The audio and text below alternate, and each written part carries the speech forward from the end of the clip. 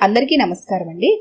ఈరోజు మనం పి సుభాషిణి గారు రచించిన ఊరు వెళ్ళిపోదాం అనే ఓ చక్కటి కథను విందాం. ఇక కథలోకి వెళ్దాం. ఏమయ్యో, ఇక నా వల్ల కాదు, మన హైదరాబాద్ వెళ్ళిపోవాల్సిందే. ఖాళీ బస్తాలు లెక్కపెట్టి మూట కడుతూ మరోవైపు భార్య కేసి ఓరగా చూస్తూనే ఉన్నాడు యలమంద. ఇంట్లోంచి వెళ్లి గంట తర్వాత నీళ్లబిందుతో వచ్చాక ఆమె చిరాకు పడుతూనే ఉంది. ఆ చిరాకుకి కారణం తెలుసు అతడికి. చివరికి ఆ చిరాకు ఏ మలుపు తిరుగుతుందో కూడా అతడు ఊహిస్తూనే ఉన్నాడు. అతడి ఊహకు భిన్నంగా ఆమె ప్రవర్తించలేదు. అడగదలుచుకున్నది అడిగేసింది. ఎప్పటిలాగే అతడు చిన్నగా నవ్వేశాడు. హైదరాబాద్ వెళ్ళి ఏం చేద్దామే సుగుణ? 2 ఎకరాల నేలుంది. లాభమో నష్టమో ఎంతో కొంత పంట పడుతోంది. కష్టమైన సుఖమైన పంచుకునే బంధుమిత్రులు ఉన్నారు. అతని మాటల్ని పూర్తి చేయనివ్వలేదు ఆమె. ఎవరుండి ఏం లాభం? నీకేమో గాని నా కష్టాన్ని పంచుకునే వాళ్ళెవ్వరూ లేరు. ఇంటి ముందు బావి ఎండిపోయింది. బిందెడు మంచినీళ్ల కోసం ఊరి చివరకు మైలు దూరం వెళ్లాల్సి వస్తుంది. అంత దూరం వెళ్ళొచ్చేసరికి అలసట వచ్చేస్తుంది. నీకే ఇంట్లో కూర్చుని ఎన్ని మాటలైనా మాట్లాడతావు. తల నుండి ముఖం మీదకు కారుతున్న చెమట చుక్కల్ని చూస్తుంటే అతడికి కూడా ఆమె మీద జాలేసింది. తను ఆమె మీద జాలి పడగలడే గాని మరేం చేయగలడు? ఒకప్పుడు ఊరు చుట్టూ పచ్చని పొలాలుండేవి. వరి పంటకు వర్షం నీరు, మోటార్ బోరు నీళ్లు సరిపోయేవి. హఠాత్తుగా ఆక్వాకల్చర్ వచ్చి పడింది. ఇబ్బడి ముబ్బడి లాభాలంటూ ఉన్న పొలాలను గుంటలుగా మార్చేసి పొలాల చుట్టూ 100 అడుగుల లోతు మోటార్ బోర్లు వేసేశారు. దాంతో ఊరి బావుల్లోని నీరుతో సహా మోటార్ బోర్లు గుంజేశాయి. ఇలా మంచినీళ్ల బావులన్నీ ఎండిపోతే గొంతు తడుపుకోవడానికి గుక్కడి నీళ్ల కోసం ఎంత దూరమైనా వెళ్ళక తప్పదు కదా. నేనిలా వాగుతుంటే మాట్లాడవేంటి? మాట్లాడడం వల్ల ప్రయోజనం ఏముంటుందే? ఆలోచించాలి. సంవత్సరం నుండి మీరు ఆలోచిస్తూనే ఉన్నారు, పని మాత్రం జరగట్లేదు అనేసి పెరట్లోకి వెళ్ళిపోయింది సుగుణ. యలమంద చాలాసేపు భార్య చెప్పిన విషయం గురించి ఆలోచిస్తూ ఉండిపోయాడు. ఎందుకో తెలీదు, ఈ మధ్య తనకు కూడా హైదరాబాద్ మీద మోజు పెరుగుతోంది. నష్టాలతో కష్టాలతో ఎంతకాలం వ్యవసాయం చేస్తాం? చుట్టుపక్కల ఊళ్ళ నుండి సిటీకి వెళ్ళిన కొంతమంది బాగా సంపాదించుకున్నారని తను వింటున్నాడు. అందుకే పోనీ సుగుణ చెప్పినట్టే హైదరాబాద్ వెళ్ళిపోతే? మరో 4 రోజుల తర్వాత అతడు ఆ నిర్ణయమే తీసుకున్నాడు. అతడి నిర్ణయం విని సుగుణ చాలా సంబరపడింది. స్కూల్కెళ్లే 2 పిల్లలతో సహా యలమంద సుగుణలు సిటీ చేరుకున్నారు. ఊరి సర్పంచ్ బంధువుల ద్వారా అతడు ఒక హోటల్లో సూపర్వైజర్గా జాయిన్ అయ్యాడు. పిల్లలు ఇంగ్లీష్ మీడియం స్కూల్లో చేరారు. సిటీకొచ్చిన మొదటి రోజు సుగుణ చాలా సంతోషంగా ఫీల్ అయింది. హైదరాబాద్ అంటే మాటలు కాదు, అక్కడ కాపురం పెట్టడం అంటే అందరి వల్ల కాదు. పాపం ఆ పల్లెజనమంతా ఇంకా మంచినీళ్ల కోసం ఊరి చివరకు వెళ్తూనే ఉన్నారు. నేను మాత్రం ఆ సమస్యను తప్పించుకున్నాను. కానీ ఆమె సంతోషం మర్నాటికి ఎగిరిపోయింది. నల్లాలో 2 రోజులకొకసారి 2 గంటల నీళ్లు వస్తాయని హౌస్ ఓనర్ చెప్పాడు. 2వ రోజు అర్ధగంట మాత్రమే నల్లాలో నీళ్లొచ్చాయి. ఎక్కడో వాటర్ పైపు చెడిపోయిందట. ఆ రోజు సాయంత్రం వాటర్ ట్యాంక్ వచ్చింది. ఆడవాళ్లే కాదు, మగవాళ్ళు కూడా బిందెలు పట్టుకుని వాటర్ ట్యాంక్ ను చుట్టుముట్టారు. బిందెడు నీళ్ల కోసం తోచుకోవడం, కొట్టుకోవడం, తిట్టుకోవడం సర్వసాధారణ విషయంలా జరిగిపోతున్నాయి. సుగుణకు తన పల్లె గుర్తుకొచ్చింది. అక్కడ ఆమెడ దూరంలో బిందెడు నీళ్లు దొరికినా అందరూ వాటిని పంచుకుంటారే తప్ప ఇలా బిందెలతో కొట్టుకోరు. ఆమెకు సిటీలో కనిపించే కామన్ సీన్ చాలా ఇబ్బందిగా అనిపించింది. ఆ రాత్రి ఆ మాటే భర్తతో అంటే అతడన్నాడు, అక్కడ అందరం చిన్నప్పటి నుండి కలిసి బతికిన వాళ్ళం. అందరి మధ్య అభిమానం ఆప్యాయతలు ఉంటాయి. ఇక్కడ ఈ రోజు ఈ ఇంట్లో ఉంటాం, రేపు మరో ఇంటికి మారిపోతాం. మరి అలాంటప్పుడు మనకు వాళ్లకు మనతో పనే ఉంటుంది? అభిమాన ఆప్యాయతలకు ఆస్కారం ఎక్కడుంటుంది? అదే నిజమే కదా అనుకుంది సుగుణ. అయితే రోజులు గడిచే కొద్దీ ఆమెలో ఏదో అసంతృప్తి కదలాడసాగింది. పల్లెలో ఇరుగు పొరుగు ఇళ్ల మధ్య రాకపోకలు ఎక్కువగా ఉంటాయి. పనులయ్యాక మధ్యాహ్నమో సాయంత్రమో ఒకరింటికి మరొకరు వెళ్లి కాసేపు కబుర్లు చెప్పుకుంటూ ఉంటారు. పల్లెలోకి టీవీలు ప్రవేశించినా మనుషుల మధ్య మాటలు పూర్తిగా తగ్గిపోలేదు. కానీ సిటీలో మనుషులు గిరిగీసుకుని బ్రతుకుతున్నట్టుగా అనిపించేది. నల్లా దగ్గరో కూరగాయల బండి దగ్గరో పక్క పోర్షన్ వాళ్ళు కలిస్తేనే పలకరిస్తే ఒక్కసారిగా మాట్లాడి వెళ్లిపోయేవారు. మా ఇంటికి రండి అని మాట వరసకైనా అనేవాళ్లు కాదు. తను పిలిచినా వచ్చేవారు కాదు. గలగల అందరితో మాట్లాడే సుగుణకు మాటలు కరువై పరిస్థితి మరింత బాధగా అనిపించసాగింది. దాంతో కాలం భారంగా గడవసాగింది ఆమెకు. మధ్యాహ్నం స్కూల్ నుండి తిరిగి రావడంతోనే కడుపు చేత పట్టుకొని కోలబడిపోయింది అనూష. కూతుర్ని ఆ పరిస్థితిలో చూసేసరికి సుగుణకు కాళ్ళు చేతులు ఆడలేదు. పరుగు పరుగున పక్క పోర్షన్కి వెళ్ళి, ఏమండి, మా అమ్మాయి అంటూ విషయం వివరించింది. అయ్యో అలాగా, వెంటనే హాస్పిటల్కి తీసుకెళ్ళండి అంటూ ఉచిత సలహా ఇచ్చింది ఆ ఇంటి ఇల్లాలు. ఆ స్థితిలో కూడా అవతల వైపు నుండి వచ్చిన జవాబుకి ఆశ్చర్యపోయింది సుగుణ. తను పిల్లదానికి ఇలా ఉంది అనగానే వాళ్ళు తన ఇంటికి పరిగెత్తుకొస్తారని, వెంటబెట్టుకుని హాస్పిటల్కి తీసుకెళ్లడం చేస్తారని అనుకుంది. వాళ్ళు అలా చేయలేదు. ఉచిత సలహా ఇవ్వడమే గొప్ప అన్నట్టు నిలబడి తన వంకే చూస్తోంది. ఇంకా వెళ్ళవేంటి అన్నట్టుగా అనిపిస్తున్న ఆ చూపులు చూశాక తనకి ఇక అక్కడ నిలబడాలనిపించలేదు. అయినప్పటికీ నోరు తెరిచి అడిగింది, అది కాదండి, నేను సిటీకి కొత్త, పైగా నాకు కంగారుగా ఉంది, మీరు నాకు తోడొస్తే బాగుంటుంది అనుకుంటున్నాను. ఆవిడ ముఖంలో చిన్న మార్పు కదలాడింది. అప్పటికీ ఆ విసుగు కనిపించకుండా జాగ్రత్త పడుతూ, అయ్యయ్యో, నాకు రావాలని ఉందమ్మా, కానీ మా ఆయన ఆఫీస్ నుండి ఫోన్ చేస్తానన్నారు, చాలా అర్జెంటు, ఆ ఫోన్ కోసం ఎదురు చూస్తున్నాను చెప్పింది. సిగున ఇక అక్కడ అరక్షణం కూడా నిలబడలేదు. వడివడగా ఇంటివైపు నడిచింది. కూతుర్ని భుజాన వేసుకుని రోడ్డు మీద పడింది. ఆ క్షణం ఆటో ఎక్కాలన్న ఆలోచన కూడా రాలేదు. రోడ్డుకి అటు ఇటు చూస్తూ కనిపించిన హాస్పిటల్లోకి తీసుకెళ్లిపోయింది.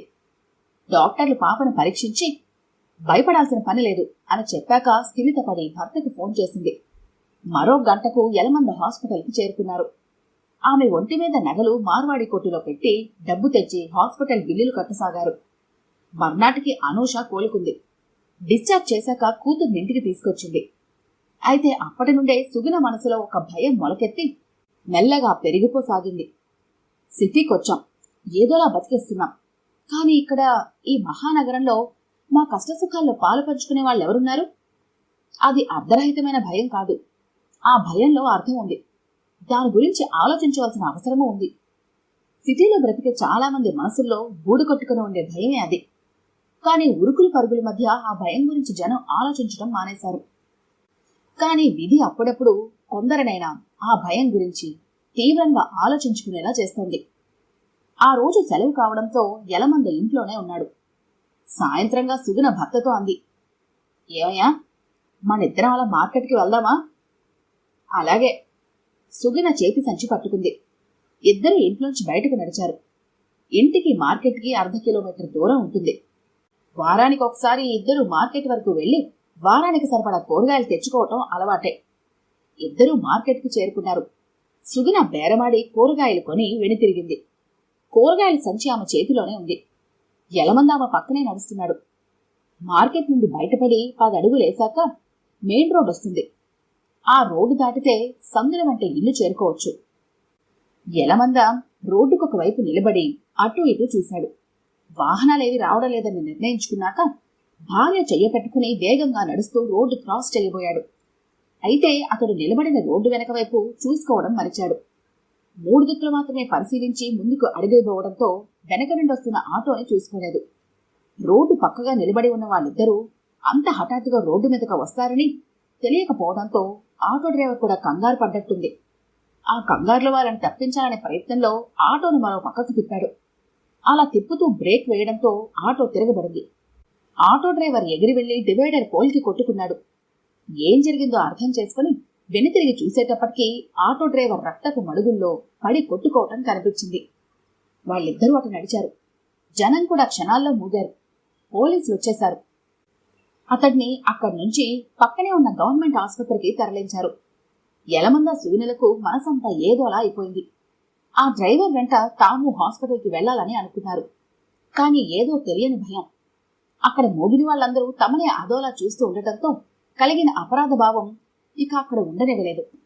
ఎంత త్వరగా అక్కడి నుండి తప్పుకుందామా అనిపించింది. అందుకే పోలీసులు అతన్ని హాస్పిటల్కి తరలించగానే వాళ్ళిద్దరూ ఇంటికి చేరుకున్నారు. ఇంటికి చేరుకున్నారన్న మాటే గాని వారిద్దరికీ మనసు అటే లాగుతోంది. తమను తప్పించాలనే ఉద్దేశంతోనే అతడు రిస్క్లో పడ్డాడని తెలుసు. మరిప్పుడు అతడి పరిస్థితి ఎలా ఉందో ఏమో. ఆ రాత్రి వారిద్దరికీ నిద్ర పట్టలేదు. మర్నాడు సుగుణ భర్తతో అంది, ఏమండి, మన వల్ల ప్రాణాపాయం కొని తెచ్చుకున్న ఆటో డ్రైవర్ పరిస్థితి ఎలా ఉందో తెలియక మనసు పరిపరి విధాలు ఆలోచిస్తోంది. పోనీ మనం ఒకసారి హాస్పిటల్కి వెళ్ళి అతన్ని చూసొద్దామా? అతడి మనసులోనూ అదే భావం కదలాడుతోంది. అందుకే అతడు వెంటనే అన్నాడు, నాకు అలానే అనిపిస్తుంది. మనం వెళ్ళోసారి అతన్ని చూసొద్దాం. ఆమె తలాడించింది. 15 గంటల తర్వాత వాళ్ళిద్దరూ హాస్పిటల్లో ఉన్నారు. అక్కడ పేషెంట్ వివరాలు చెప్పే ఎంక్వైరీ చేశారు. వివరాలన్నీ విన్నాక ఓ నర్సు చెయ్యెత్తి వార్డు చివర ఓ మూలకు చూపించింది.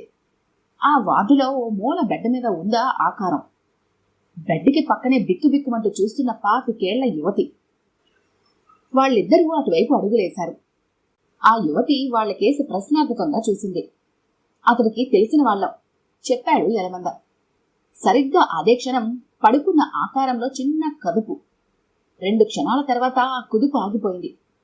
ఏం జరిగిందో అర్థం కావడంతో ఆ యువతి పెద్దగా ఏడవసాగింది. యలమంద సుగుణల కళ్ళు చెమ్మగిల్లాయి. కొద్ది నిమిషాల పాటు ఏం చేయాలో పాలుపోలేదు. ఆ తర్వాత కర్తవ్యము గుర్తుకొచ్చింది. కాసేపు ఆగాక, ఏమ్మా, ఎవరికైనా తెలియజేసేదుందా అడిగాడు యలమంద. ఎక్కడి నుంచో పొట్టచేత పట్టుకుని సిటీకొచ్చాం. ఒకరికొకరమే తప్ప ఇంకెవరూ మాకు లేరు. శవాన్ని 400 మైళ్ళు తీసుకెళ్లడము సాధ్యం కాదు. ఆమెకు తమ పరిస్థితి గుర్తుకు రావడంతో ఏడుపు మరింత పెద్దదైంది. వారిద్దరూ ముఖాలు చూసుకున్నారు. ఆ యువతికి అండగా ఉండాలని నిర్ణయించుకున్నారు. శవాన్ని ఇంటికి తీసుకెళ్లడం నుండి శ్మశానానికి తరలించడం, ఖననం చేయడం వరకు యలమందని దగ్గరుండి చేశాడు. ఆ తతంగం అయ్యాక దంపతులిద్దరూ ఇల్లు చేరుకున్నారు. భోజనాలయ్యాక అలసటగా పడుకున్నా నిద్ర రాలేదు యలమందకు.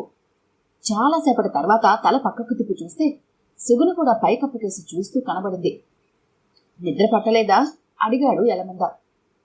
లేదు. ఎందుకని? ఈ నగరంలో లక్షల మంది జనం ఉన్నారు. వాళ్లలో బంధుమిత్రులు అందరికీ ఉంటారని అనుకోను. ఎక్కడి నుంచో వచ్చిన ఒంటరి వాళ్ళు, ఒకరికొకరు మాత్రమే ఉన్నవాళ్లు ఎక్కువ మందే ఉంటారు. అలాంటి వాళ్లకు అనుకోని ఆపద ఎదురైతే మానవత్వంతో స్పందించే జనం ఉన్నారా? ఒకవేళ ఉన్నా అందరికీ దొరుకుతారా? అలా దొరికేలా ఉంటే ఈ మహానగరంలో అనాథ శవాలు, శ్మశానానికి ఒంటరి ప్రయాణాలు ఉండవు కదా.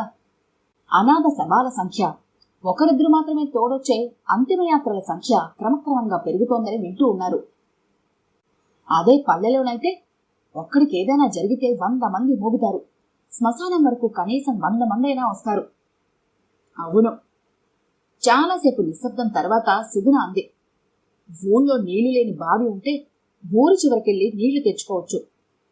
కానీ మన వాళ్లంటూ ఎవరూ లేని ఊళ్ళో చివరి క్షణాలు గడపడం కష్టమేనయ్యా. నిజమే. సుగుణ మెల్లగా గొణిగింది. మనం మన ఊరు వెళ్ళిపోదామయ్యా. ఈ కథ కనుక మీకు నచ్చినట్లయితే లైక్ చేయండి, షేర్ చేయండి.